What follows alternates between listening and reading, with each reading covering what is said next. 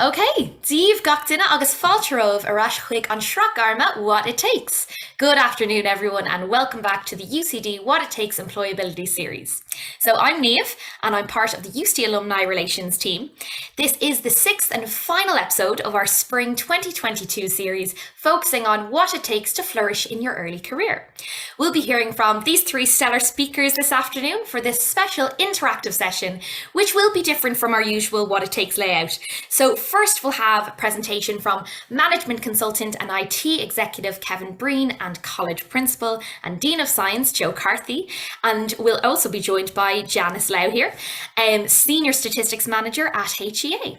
This will be followed by polls answered by you, our audience, as the speakers take us through a fun and insightful session. Like I said, this is an interactive session, so you'll need access to Slido to participate, and you can access this directly through your phone or browser window using the link being shared in the chat now. Alternatively, you can go to slido.com and enter the code SWIT, SWIT, as your event code, or you can use the QR code that is downloadable from the chat either. Please note, you may encounter some firewall or browser access issues depending on what kind of device you're using, so we recommend it's best to access this through your phone just for ease of use. And of course, there will be a chance for questions, so if you do have any, like I said, you can just drop them into the Q&A box at the bottom of the screen, and our speakers will answer as many of them as they can during the session. Finally, this session is being recorded, so if you want to revisit it or if you're having any connectivity troubles this afternoon, you can find it as usual on our UCD Alumni YouTube channel starting from tomorrow, and we'll post this in the chat as well. So without further ado, I'll hand you over to Kevin, Joe and Janice. Thank you so much. Niamh. Thank you very much, Niamh. Let me just share some stuff on our screens.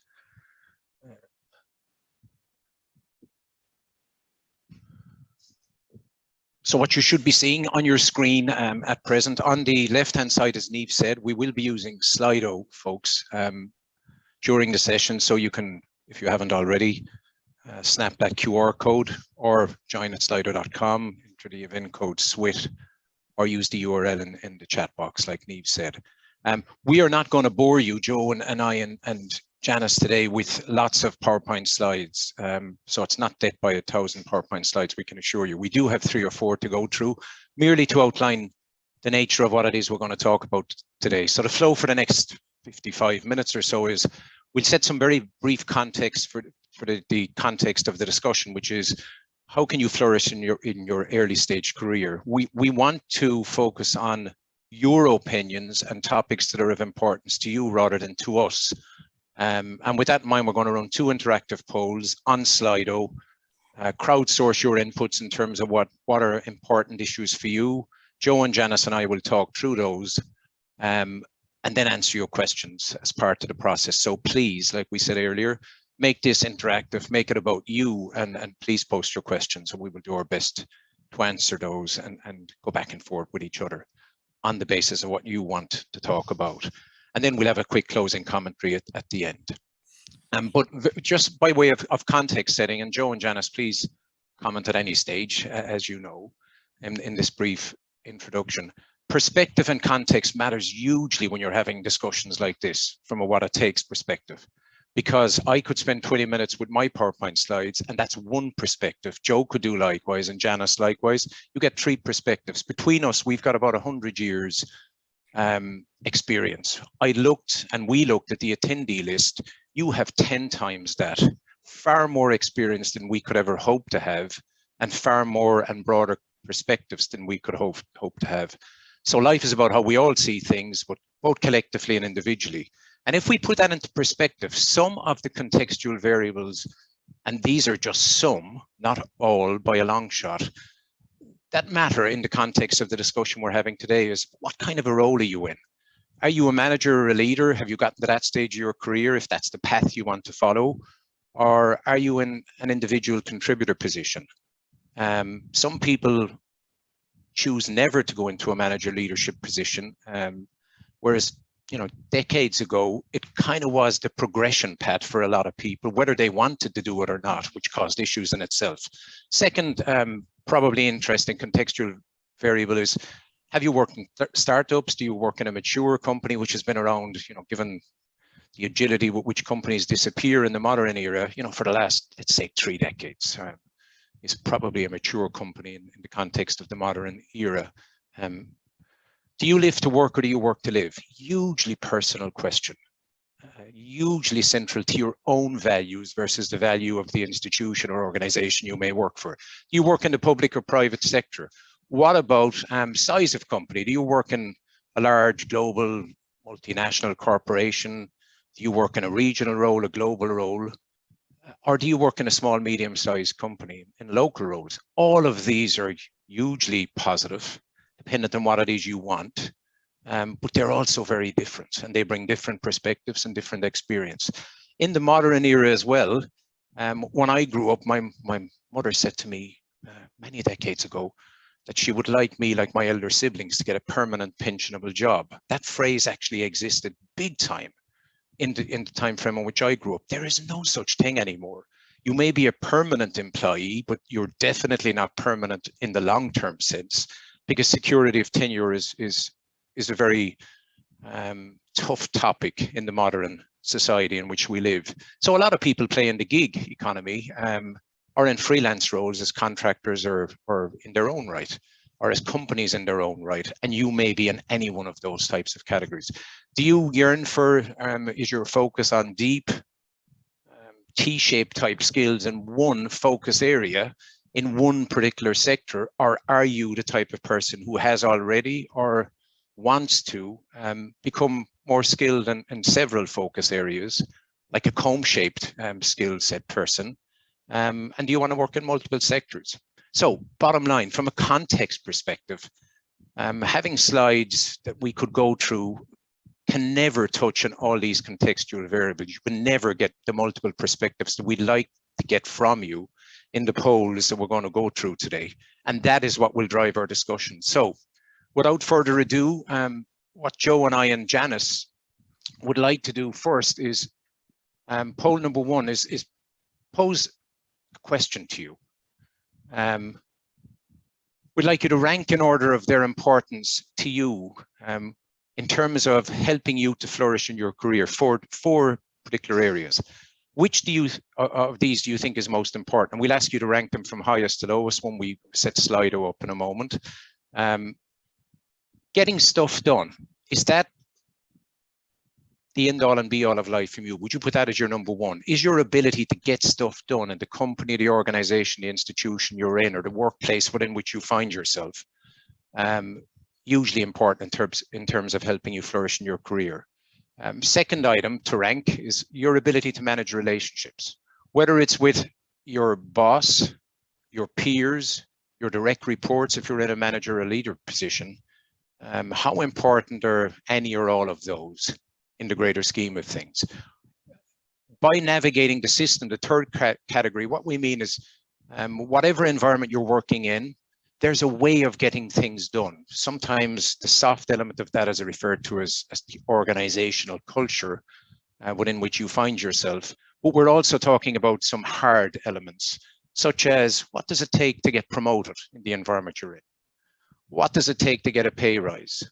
What does it take to actually succeed? Are meetings the place and space in which you get work done? What if you say no? Is that seen as a negative thing? Is there a mentorship system within the company that you could avail of or not? Is it the type of a system where there's a lot of single points of failure where you've got lots of things to do? Or are you in a situation and in a system where you have a very focused role and you depend on many others in order to navigate your way through the system? And then the last item or category that we considered as something we'd like you to rank in terms of you being able to succeed and flourish in your career is your own self-management and awareness.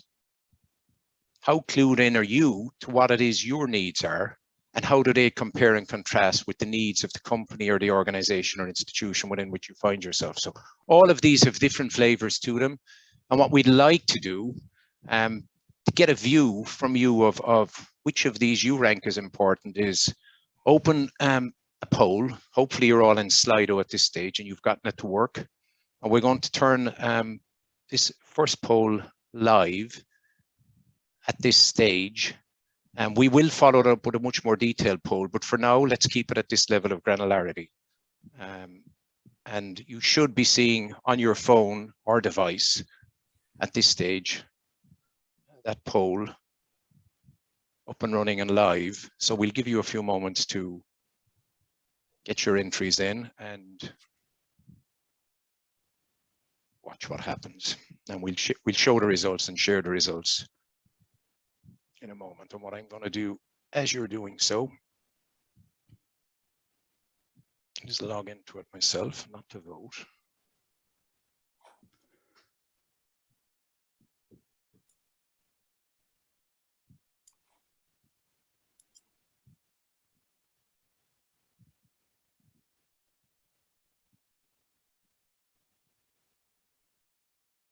Okay, we've got 19 votes. We're at 20. It's like the Eurovision voting system at the moment. We're just waiting for the votes to come in. The very best of luck to you as you cast your vote. We've got 21. We've got 42 participants. We're at 50% voting. So I'm going to give it a moment, or Joe and I and Janice are going to give it a moment to see if we get more votes. Whilst we're waiting for more votes to come in, let's pop up what the results are to date and blow that up so we get to see it. Of course, we know that you won't be influenced by the voting of those who've gone before you. So what we're seeing on the screen from your ranking of the categories that we highlighted was ability to manage relationships is in the #1 position. Your ability to get stuff done, #2. Your own self-management and awareness of what's important to you, and do you live to work, work to live, how do you fit in, etc. #3, and navigating the system, #4. Joe and Janice, why don't we get the conversation going here? We've done this with some groups in the past. We've seen different answers. If you look at what we've crowdsourced from the audience today, are you surprised by what you're seeing? What about your commentary based on your own experience and your vantage point? Janice, what about, can we start with you? Mm-hmm.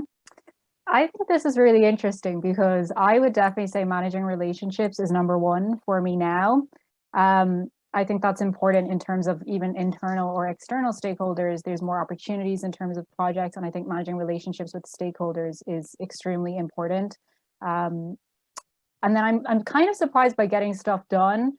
And I think the reason for that is because I think in my first role as a graduate, I would have said getting stuff done was super important. That would have been a priority because to me, I wanted to demonstrate that I was capable of doing the job or that I was hardworking and dedicated. I don't think I would put getting stuff done #2 now. I would probably actually put it very bottom, which is so bad.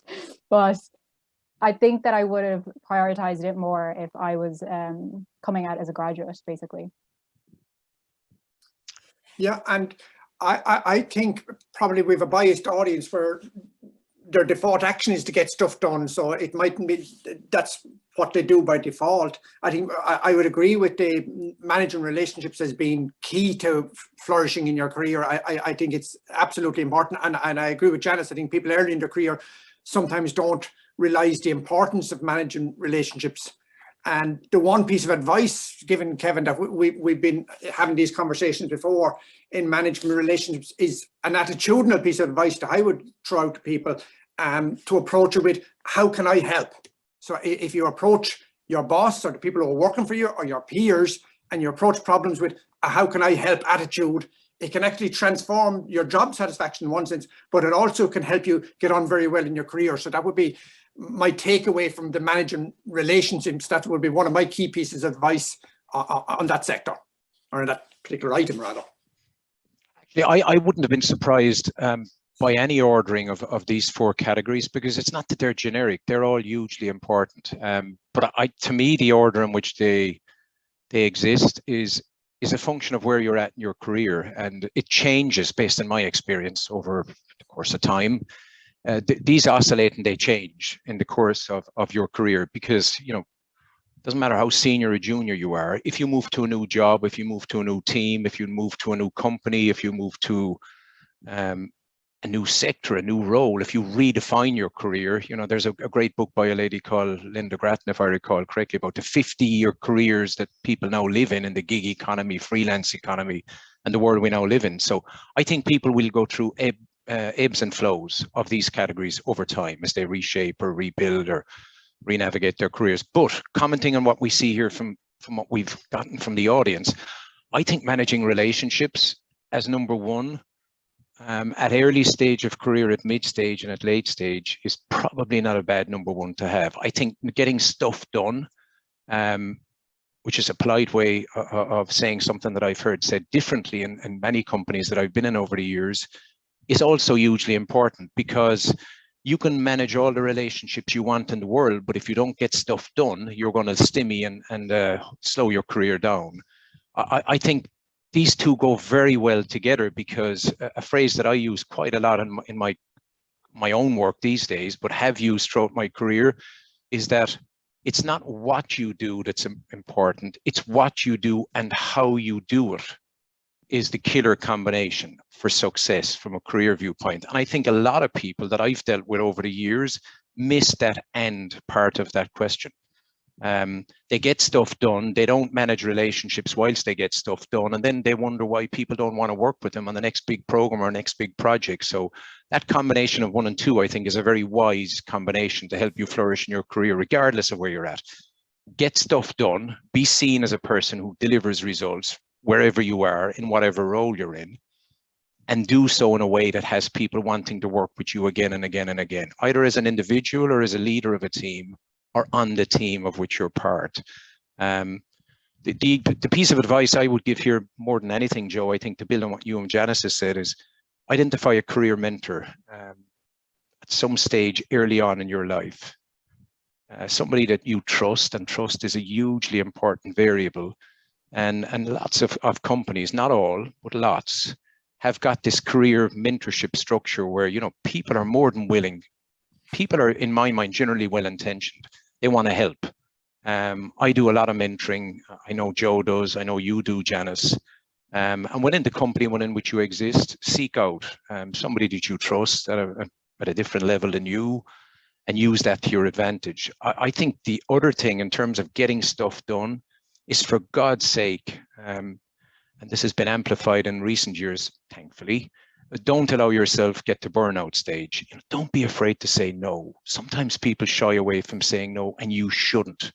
It's a sign of strength to be able to say no when it's done in the right way.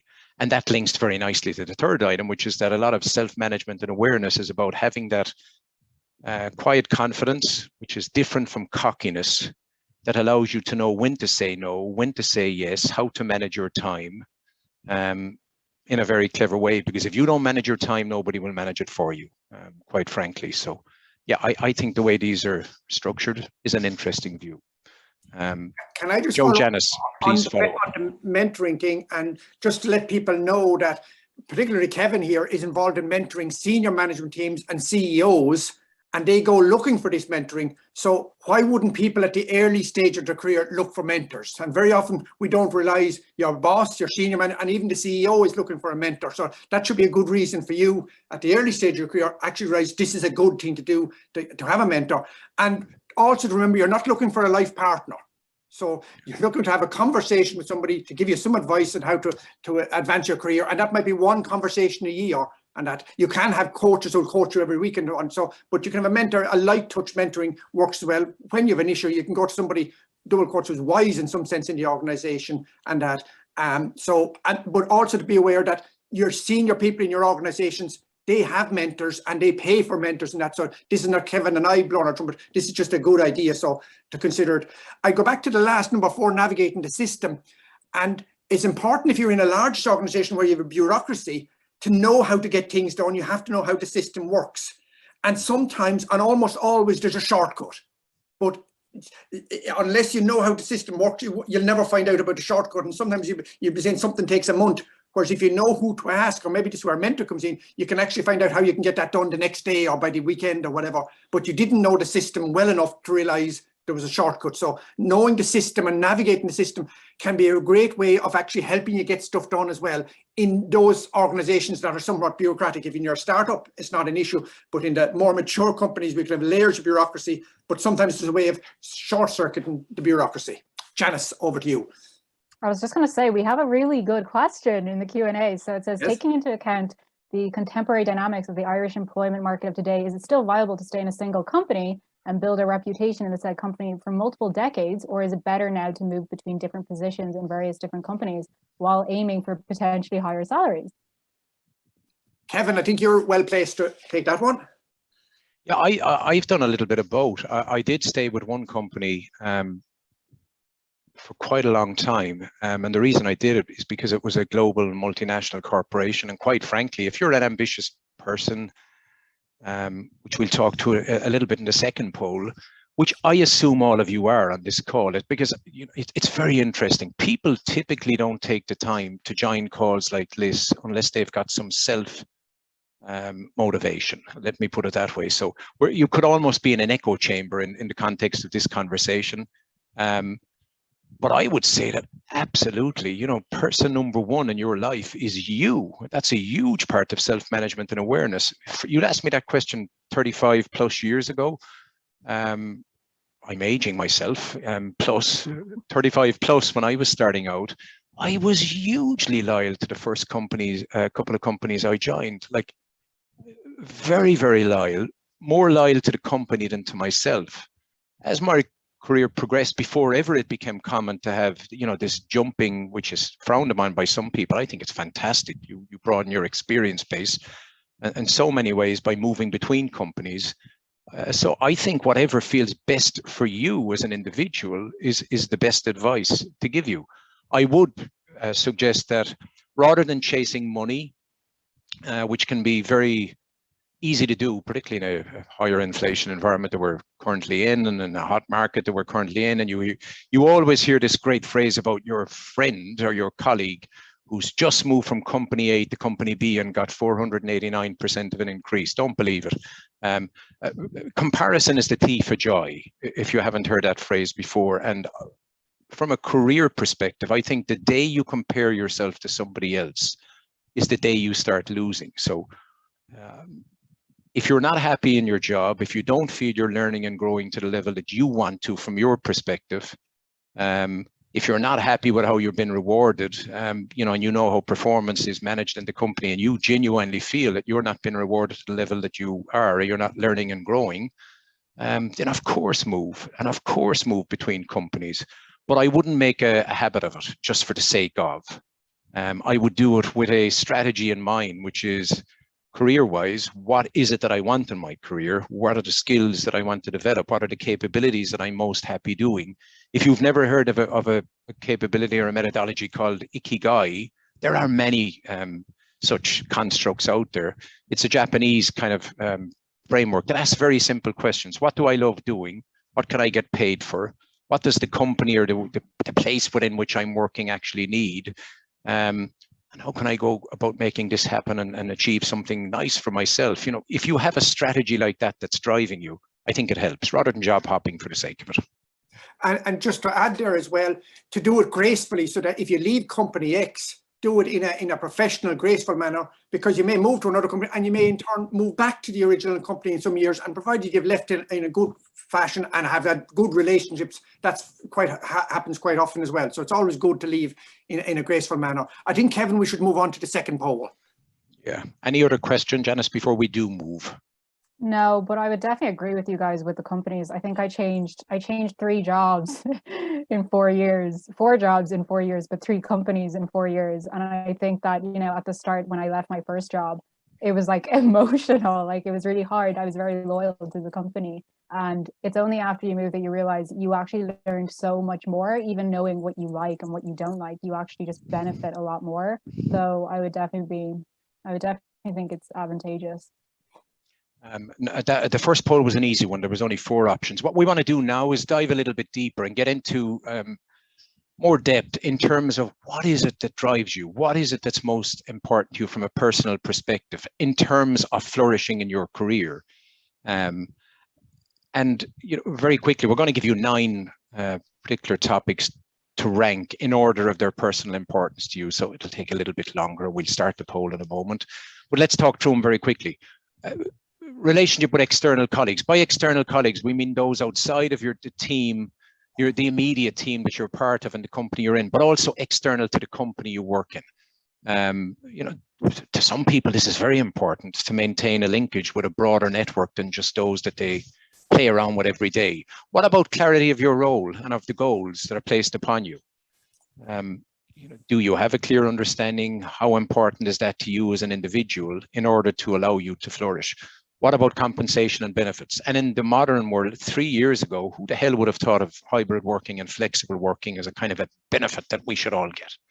And here we are 2.5 years down the road, post-COVID, even though the pandemic is still around, and the benefit structures are changing quite dramatically. And it's leading to interesting dynamics in the hiring and retention side of the market.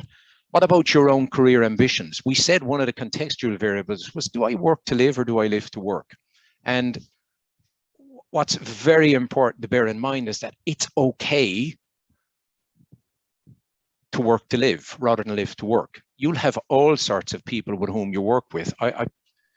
How you handle that and how you handle the fact that some people are not as ambitious as you may be is a very important aspect of a career. But from your perspective, how important are your career ambitions to you in the context of all these other items? What about opportunity to learn and grow safely? And by safely, we mean in the context of psychological safety, which has been bandied around a lot in recent years.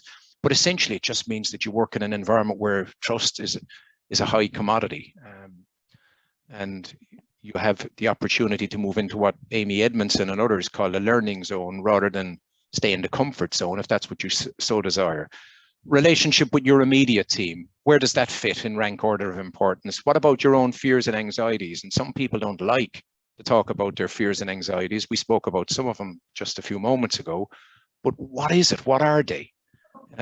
We talk a lot about imposter syndrome, and there's many other fears and anxieties that people have, and it's important to acknowledge those, and that's why we have it on this poll. What about work-life balance implications? Where does that sit in the greater scheme of things for you? And finally, how important is the relationship with your immediate manager? So what we want to do, as we just did in the last poll, is turn poll number 2 on when I get down here and navigate my way to it. Let's see if it behaves for me.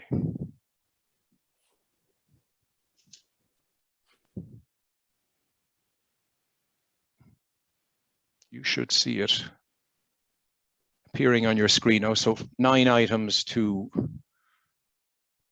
rank in order of their importance to you. And the important word here is right now. It's the importance of these elements to you right now in the context of where you are at the current moment in your career. And as we get into the discussion, we'll talk about how that might change over time. But for now, we're interested in what it's like for you in the current moment and which of these are most important. So if you wouldn't mind voting at your leisure, and we'll watch as the votes come in, and we'll share the results as before and get into a similar type dialogue. You have to rank all 9. I'm afraid there's no easy way out from top to bottom.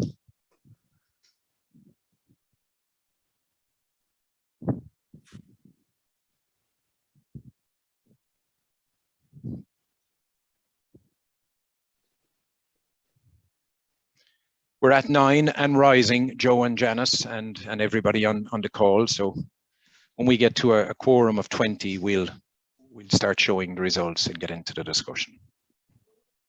We're at 14. 17, 18. God, I count. It's so exciting to watch the numbers go up. Keep pressing those buttons. This is also a measure of how decisive or indecisive you might be with 9 categories, a lot of decisions to be made here. All right, what I'll do is I think we'll share the results.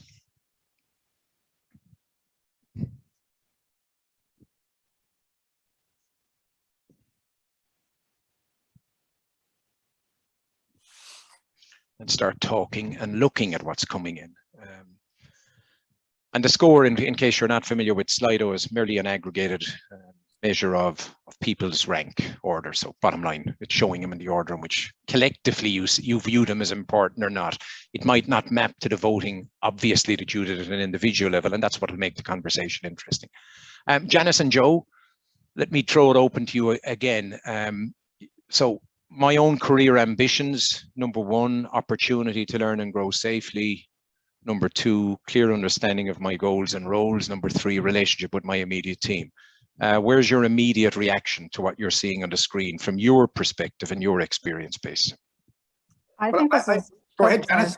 No, I was going to say, I think it's super interesting because I would definitely say my own career ambitions now, but I think when my first job, I wouldn't have said my own career ambitions because I didn't know what they were. Whereas now I would definitely prioritize that and say my own career ambitions because I think I have a more narrow focus or a more refined idea of what I want.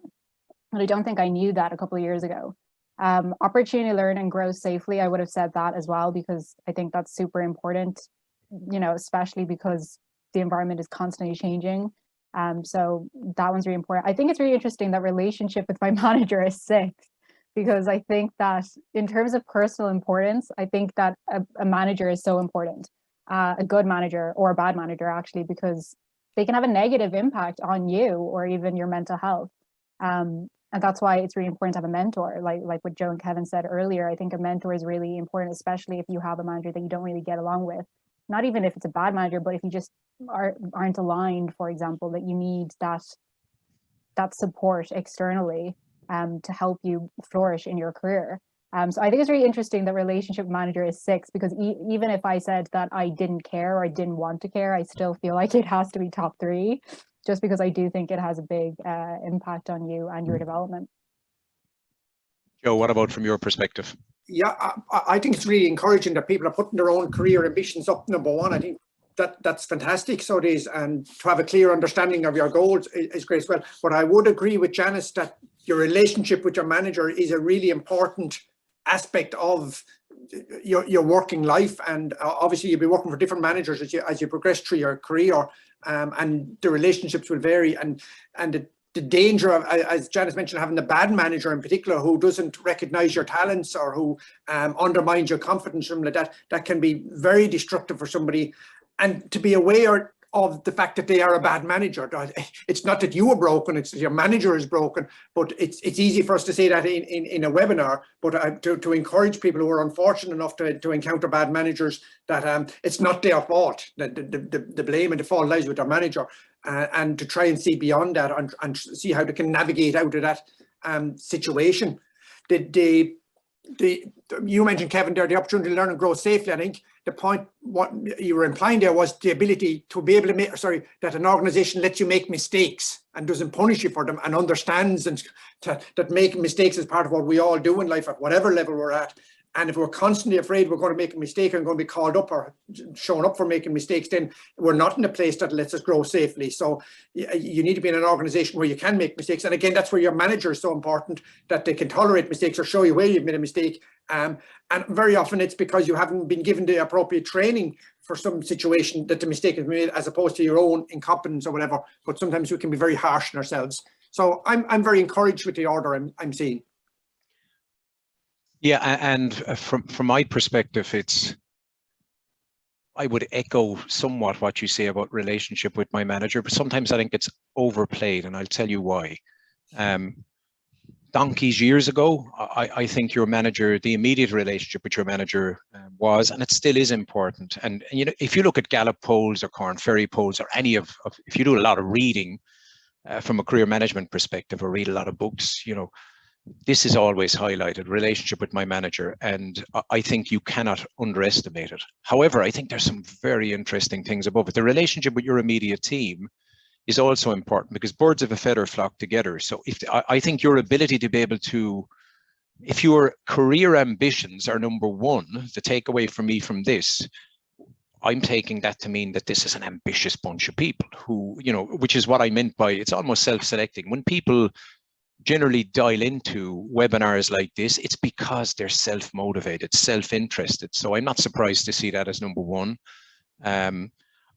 Clear understanding of my role and goals. Typically people who've got career ambitions that are lofty, look for, and if you don't look for, you should look for some clarity of role and goals. And there's a fundamental difference in my mind between I want a clear understanding of my role so I know exactly what I'm doing so that I cannot be, held to account if I don't deliver on something that wasn't in my role. That's not what I interpret clear understanding of my role and goal to be. It's so I can exceed and do very well and be rewarded appropriately for it. Interestingly, compensation and benefits, which gets huge press in the current inflationary environment we're in, and we asked you to rank these in order of personal importance to you right now, is number 7. That's a real standout in some respects. So, getting behind that, and one of the things we do at the end of today's webinar is ask you to remain in touch with us and contribute to some crowdsourcing of this information across a broader community with us. And we'll come back to that because we don't think enough of this is done, where there's crowdsourcing of these types of inputs that are brought together without wanting to sell, a book about resilience or grit or emotional intelligence or whatever the latest cliched phrase is out in the marketplace. It would be good to get a more holistic view, and that's why your inputs are interesting here. My last comment is that I think relationship with immediate team, relationship with manager, work-life balance implications. My God, if we'd had this poll 3 years ago, I think we'd be having a very different discussion than we're having now in the post-COVID era. So the BC era or before COVID era, you managed relationships by and large by meeting people face to face. I'm not saying all the time, but by and large by meeting people face to face. That's why there was so much business travel if you worked in regional teams or international teams. It went away for the last 2.5 years, and I do a lot of work with lots of different companies. And as late as yesterday in a workshop that I was running or facilitating, the comment from people on the call about the lack of personal relationships over the last 2.5 years and the impact that had on their ability to collaborate was huge. And it was particularly pertinent from people who had moved to new companies during the COVID era. So again, I'm not sure we have the facts. We definitely have good analysis of the people who've joined the call, how many companies you've been in, how many roles you've had, but it would be good to know how many people have changed roles in the last 2 years and what kind of an impact COVID has had and will have on how you'd shape these. The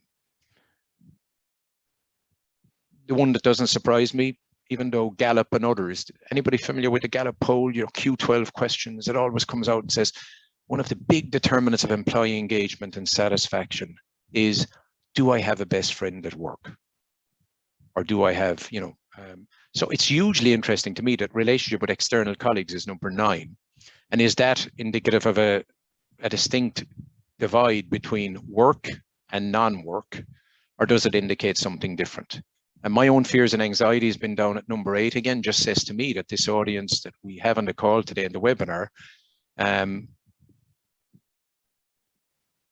doesn't have a lot of fear and anxieties to deal with, or you do, but they're lower down than everything else that's on the poll. We ran this a couple of weeks back, and my own fears and anxieties were much higher up, but it was with a very young cohort of people. And I think if you're at the very earliest stages of your careers, then maybe that would be higher, but that's why the contextual variables were important.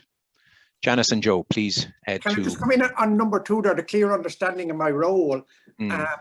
And I know when I meet people in my management, with my management hat, I know I'm always in trouble when somebody pulls out their job description and starts telling me what's on their job description and that. And so I would urge you to interpret role. We work in a very flexible environment now, and what we were employed to do a year ago, 3 years ago, what our job description says and what we've been asked to can often be different. Now, it shouldn't be unfairly different. I'm not suggesting that, but to have that flexibility, and that's what I was hinting at earlier when I said, how can I help?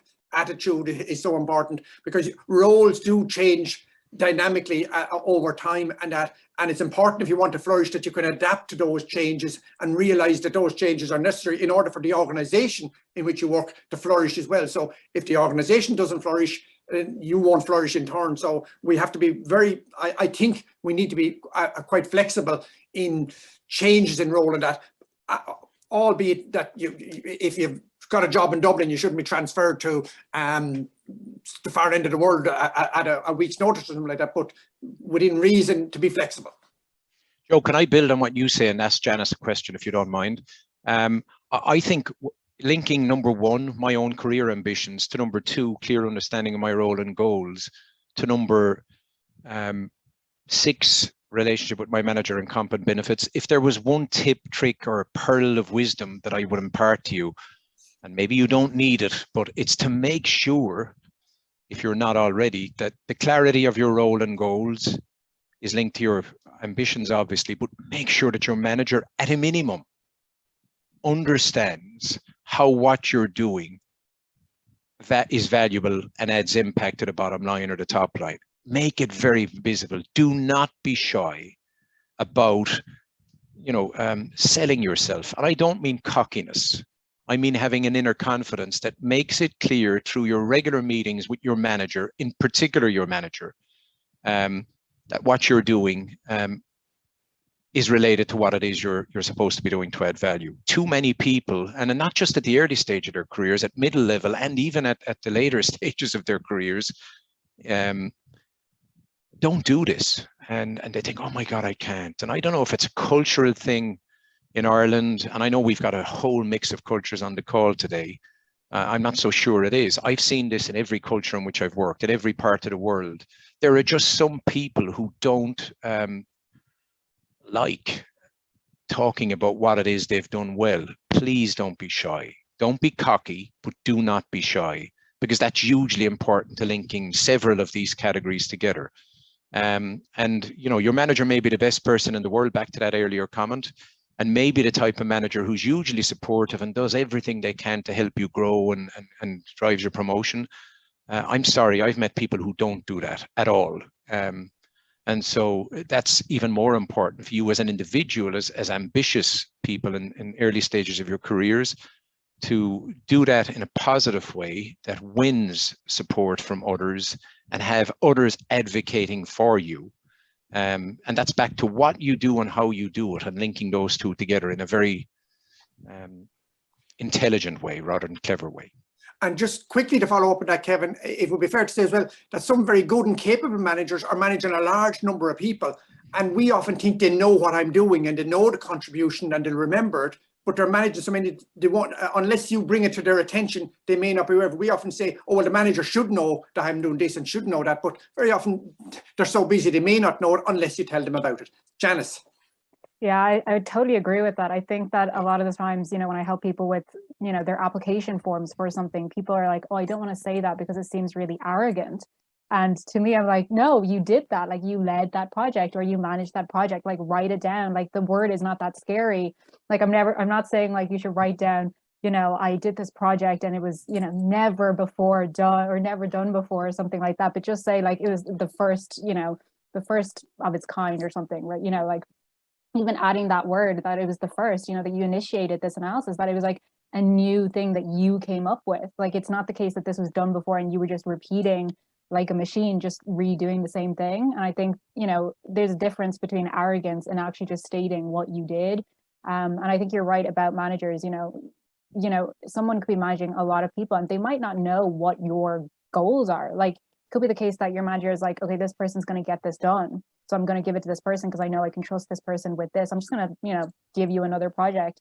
But it might not be related to your goals at all. Like, it could be in a specific area that you're like, I'm actually not interested in this area and I don't think this will contribute to my future goals. Then what is the point if you're going to invest all of that time and it takes away your time from the areas that you do want to work in?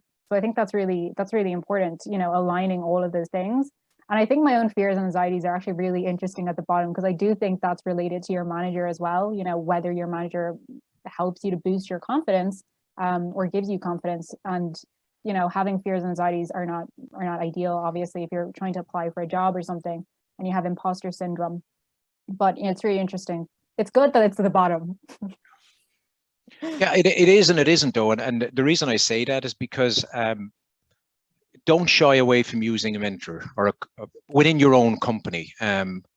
And don't shy away from talking about whatever fears and anxieties you have. And again, you may be a hugely confident, self-assured group of people on this call at this stage of your career. And I know we've got a mixture of people, but I don't want to overemphasize, but nor do I want to underemphasize the ability to be able to talk about your fears and anxieties. That's not a negative thing. And it's not just because it's in the papers and all that good stuff, or in the press, or on the internet. What I mean by it, just to put it in perspective, is it's never too late to experiment and shift around. To the earlier question we got, should I move company? Should I move role? Should I move, out of the role I'm in? Those are fears and anxieties from a career perspective. So actually you could be hugely ambitious, do very well and succeed, and still have fears and anxieties that are relevant to listen to, because they'll keep moving you forward. The other comment, if I may, I'm not sure if we have specific questions or not, but is back to the clear understanding of my role and goals, and the opportunity to learn and grow safely. I think one of the biggest mistakes that I've seen made over the course of years is that people who do not have a clear understanding of my role and goals, and just because it's number 2 here doesn't mean that you all have a clear understanding of your role and goals, is not asking for clarity, not talking, forget your manager, talking to others around you and looking for that clarity. And I've met people at senior level, at junior level, who, when you ask, what are your goals? I don't know. How do you mean you don't know? Some companies have a fantastic objective setting, goal setting process. Some don't, dependent on the sector you're in. Some managers are great at following through on goal attainment, and whether they use the SMART acronym or the FAST acronym, it doesn't matter. And others aren't, but you have to drive that yourself. So yes, it's important. Yes, you have to drive it. And just in the fears and anxieties, I can confess that if I'm going to the senior management team in the university with an idea or a proposal or whatever, I'm always full of fear and I'm anxious. And part of that would be that I don't want to look stupid, that I'm going in with this idea that I've thought up, and I'm going to senior peers with an idea. And despite the fact that I've done this many times or whatever, every time I do it, I would be quite anxious about that meeting, and I would be quite fearful. Or if I'm talking to a group of peers about something in teaching and learning here in the university, I'm afraid my peers are going to think Joe Carthy's gone off the wall here. How stupid is he? So I think even as you go through your career, those fears and anxieties can stay with you, and it's not something to worry about, or that. It's just to be aware that's the way we are. I think most of us, or many of us, don't like looking stupid in front of our peers. That's why we don't ask questions very often in seminars or at management meetings, because we don't want to admit that we don't know a topic that we think everybody will think that we should know about. So, face the fear and do it anyway, I think, is one of the acronyms. And Joe, I think you've mentioned a phrase that we talked very briefly about in the first poll, but it's hugely important from a career perspective in order to flourish, and that's curiosity. Whether you're at the beginning of your career or late in your career, I know that from the age of 3, and maybe I drove my parents mad, I couldn't sit in anything without wanting to be in the front row, either physically or virtually, but I'd ask a question continuously on topics. I wasn't afraid to say I didn't know, or wasn't afraid to ask what that acronym stood for. And again, it sounds like a trite, trivial comment, but having curiosity embedded within you from the beginning, I would say, is one of the greatest ingredients to success. And again, back to what people look for from a succession pipeline perspective. Curiosity without the ability to get stuff done, and without the ability to manage relationships and know what you're doing and how you do it and do both successfully, of course, is not great. It may be in an R&D type role, but curiosity in a general sense about the business implications of what you're working on, the technology implications, the societal implications, the market implications, just general curiosity is one of the greatest attributes to bringing you through your career in a successful way. So amplifying that and definitely remaining open-minded to others' inputs from a diversity perspective is a huge attribute for success. I think we have another good question in the Q&A. It says, when you're moving through roles earlier in your career, what honest advice would you give your past self with the experience you have now? I think that I would probably say that for my first job when I moved, I was really scared to move for a long time, and I didn't know if it was the right thing. And for a while there was definitely fear and anxiety in the sense that, am I doing the right thing, or is this stupid? And I suppose it seems very final. Like, it doesn't seem like you can go back, even though obviously you can in the future if you wanted to. And I think that my advice would be that you have to understand what your goals are and what your ambitions are. If it is the case that you could learn more elsewhere, even if it seems like it's really good, you know, if you don't try something, you probably won't know. Like, if for the rest of your life you just tried one type of ice cream, you won't know what another flavor tastes like, and maybe you need to test it out and try. And I think for me, that would have been my advice, or, you know, telling myself that it's not as final or as scary as you actually think it is. And it is scary changing roles, but anyway. Yeah, I would say for myself, I spent the first 10 or 15 years tapping myself in the back. I got a job in the university, and that was the end of it. It was my entry, and I had no ambition to go any further, because I thought I had won the lottery by getting my first job and that. And so my advice to my younger self would be to be far more ambitious and work hard at the early stage, but look at the progression as well, which I didn't do for literally 10, 15 years after I got my first job. Kevin? And we have another question, Kevin, so we'll rush you on this one. Yeah, I'll be back to what we said in the first poll. I think primarily know what you want to do and know how you go about getting it, and do both in an optimally balanced way. And I think if you do that, manage relationships, get stuff done, a lot of stuff will follow on from that from a career success perspective. So be confident in yourself and know what it is that drives you forward. And our next question was, what should you look for in a mentor when starting out to seek support from one? And my advice here is you want to seek a mentor who has kind of seen it all before in the organization you're in, who knows the organization well and that, but also who is, I would say, of course, a nice person, somebody that, you know, will be supportive and that.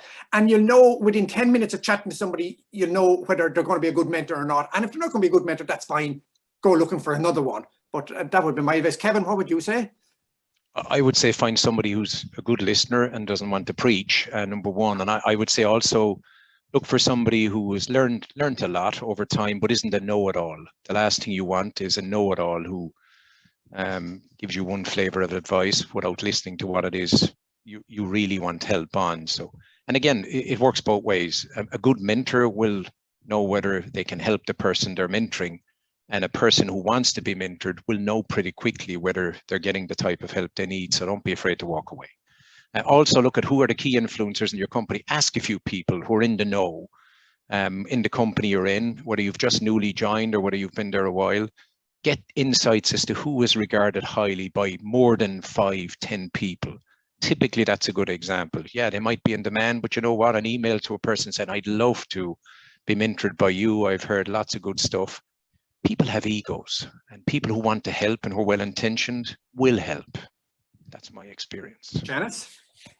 Yeah, I think this is different for like different people, but I think that for me, I would say someone that is relatable and real. And I think it depends on, it needs to align with who you are as a person as well. Like, you need to, you know, get on well with that person. And I think the reason why I would say relatable is because, you know, even what you said, Joe, about fears and anxieties, I think that's really comforting to know, like, you were real.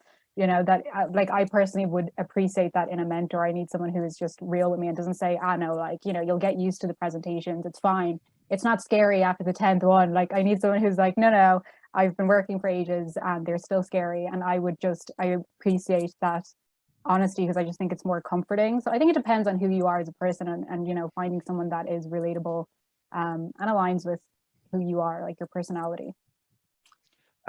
With that, guys, I'm going to say thank you so much for being with us, number one, and for your questions and for your polling results. What we would like to do before handing back to Niamh is say, look, keep in touch. This is not a one-off event where we, you know, have done a couple of polls. We're willing and want to build a community of practice. And when I say we, it's primarily Joe and I. Janice will help in the background. She's full-time based in the early stage of her own career. Joe and I have done some research and working on this particular topic over a period of time with other people, and we plan doing it going forward. So we will share the poll results with the audience today with some related tips and tricks and collateral material. Our plan is to have further webinars and workshops on the upvoted themes of today, but your follow-on insights and contributions would be hugely welcome. And last but not least, can I say a huge thank you to Ria, Niamh, Kathy and Michelle from the Alumni Relations Group in UCD for helping put all of this together. Much appreciated. Niamh, hand back to you. Thank you so much. Thanks, Joe, Kevin, and Janice. That was such an insightful session. I even took a few notes myself. I thought it was really, really great. So a huge congrats on that and all the preparation. I'll just close out with a few reminders. So first of all, if you're a student or if you've graduated from UCD in the past 2 years, you can take advantage of the many events and consultant advice from the UCD Careers Network. And Ria will pop a link for that in the chat now. And also wanted to say huge thanks to all of you who tuned in this afternoon. You can connect with all three of our speakers on LinkedIn after this session if you like. The three speakers have kindly shared their profiles with us, so they'll also be posted in the chat if you have any more questions for them. You can also find the slides from today's presentation, as well as numerous other resources in the What It Takes Resource Hub, which is on the UCD Alumni Network, and that link will also be posted in the chat now. And then just a few final notes before we wrap up for the afternoon. Now that you're on a roll with the polls, which were terrific today, we thought we'd post a survey. So you'll see that survey as soon as you leave the webinar today. And we'd love to hear your thoughts on today's episode. So if you can take 1 minute of your time to fill out that survey, that would be great. And while that was our last What It Takes session of the season, we hope to see you all again soon, perhaps at our festival. So we're very excited to be back on campus on Saturday, the 11th of June, for the first in-person UCD festival in 2 years. We would love to see you all there. It'll be a free event with lots of food, entertainment, over 100 exciting events, and astronaut Chris Hatfield will be joining as a special guest. So if you'd like to learn more and explore the programme, you can have a look at the link, which will also be posted in the chat now. Finally, this series aims to support our UCD community with career development opportunities, but I'd also like to mention our commitment to supporting our students through the COVID crisis. Generous funds have been raised thanks to alumni and friends like you. So if you'd like to support our efforts to provide urgent financial and mental health support to those students who need it most, you can visit the link in the chat now also. So that's all from us, but thank you so much again for joining us this afternoon, and hopefully we'll see you all at the festival on June 11th. Gurmila Magwiv, take care everyone. Take care. Thank you very much, folks.